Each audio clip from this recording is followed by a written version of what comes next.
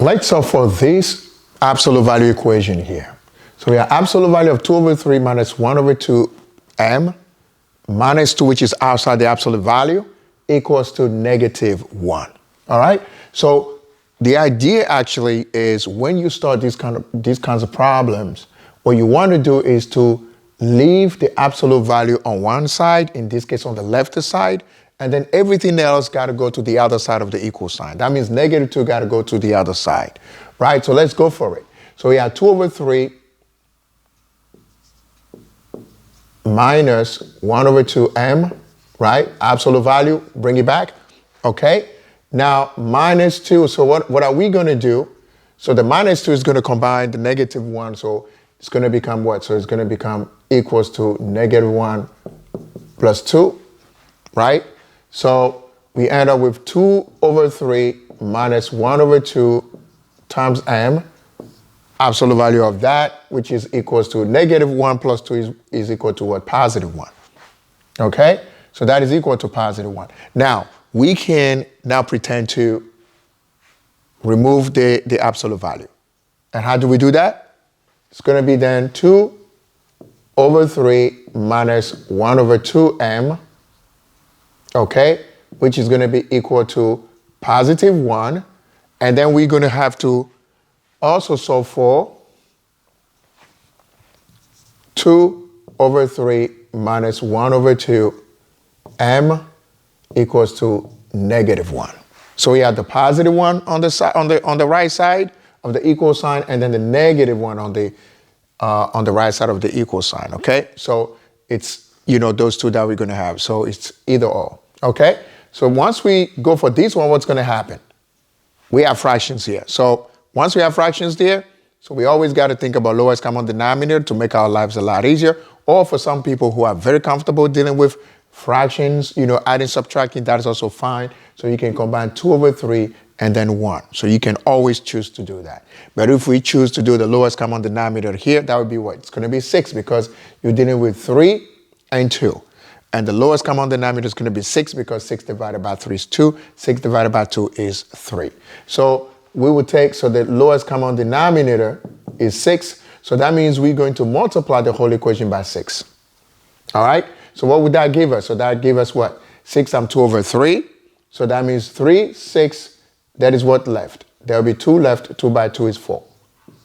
Now, if you're going 6 times -1 over 2, so that would be 2 out, 6, then that would become what? 3, right?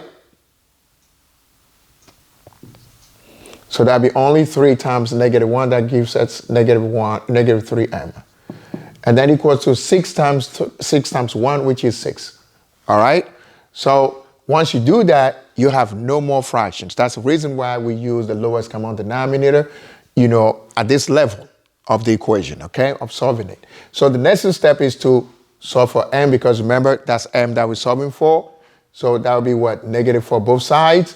Or we can just go -3m equals to what? 6. Then once the 4 goes to this side, in order to combine with this one, with the 6, that gives us what? -4. Because it's here +4. Then once it goes here, it becomes -4. All right? Then we end up with what? -3m equals to what? Is equals to +2. So doing that, we divide by -3 and -3. All right? So that means m is going to be equal to what? So m is going to be equal to positive divided by negative is going to give us what? Negative. And then 3 cannot go into 2 evenly. So we can keep it as that. So that'd be -2 over 3. So m is equal to what? -2 over 3. All right? So we see the steps, but do not forget, we said this one or this one here. Okay? The second equation is here.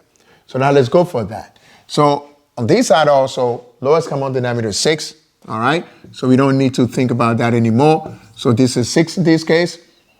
All right? So then we have in 6 times 2/3. So 3 and 6 can be simplified. You have 2 left. 2 by 2 is 4. Minus, same thing here, 2 and 6 crossed out. So you have 3 left. And that'll be 3 times -1, -3m.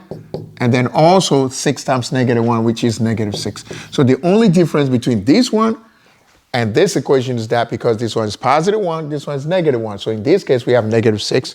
And then in this one, we had positive 6. All right? So once we come back here, so also we have negative 3m. And then what's going to happen? Negative 6. And then the 4 also we go and combine with the negative 6. So what's going to happen? It becomes negative 4 on the right side of the equal sign. So we have negative 3m is equal to what?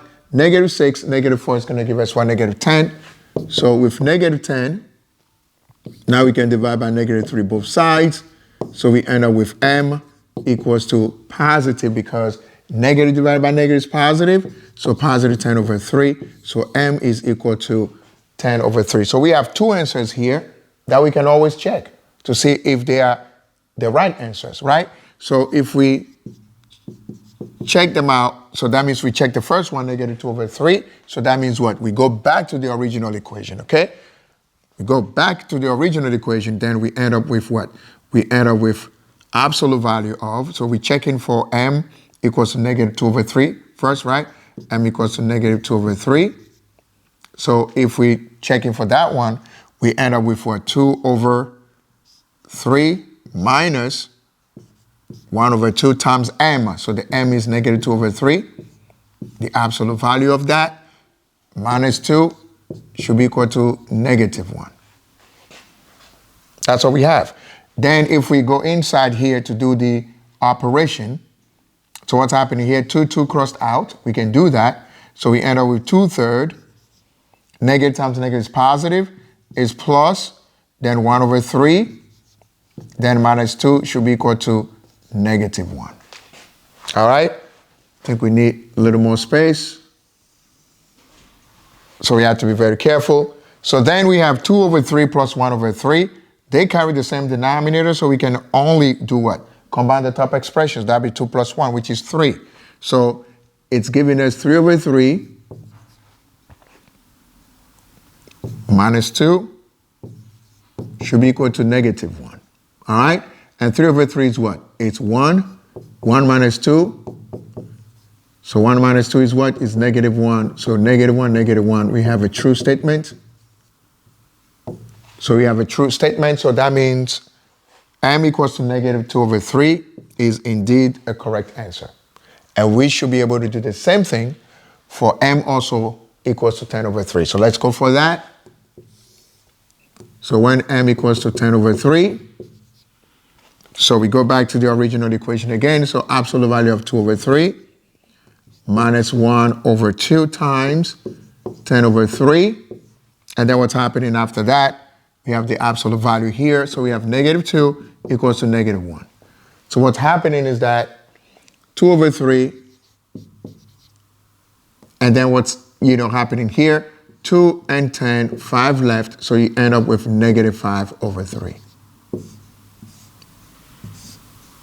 And then we have negative 2 equals to negative 1. All right? Then we can combine all our terms. We can combine, if we have the same denominator in this case, which is fantastic here. So we have 2 minus 5, which is negative 3 over 3. And then absolute value of that minus 2 equals to negative 1. Okay? So negative 3 divided by 3 is going to give us what? It's going to give us negative 1. And then absolute value of that, then negative 2 equals to negative 1. All right? So absolute value of negative 1 is what's positive 1 minus 2 equals to negative 1.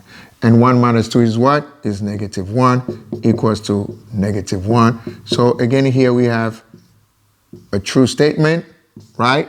So that means m equals to 10 over 3 is also the correct answer.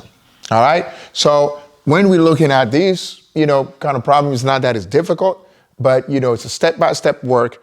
And, you have to stick, with the steps. That's very important. And making sure that you don't make sign mistakes, because that's where we really get it wrong. All right? Okay.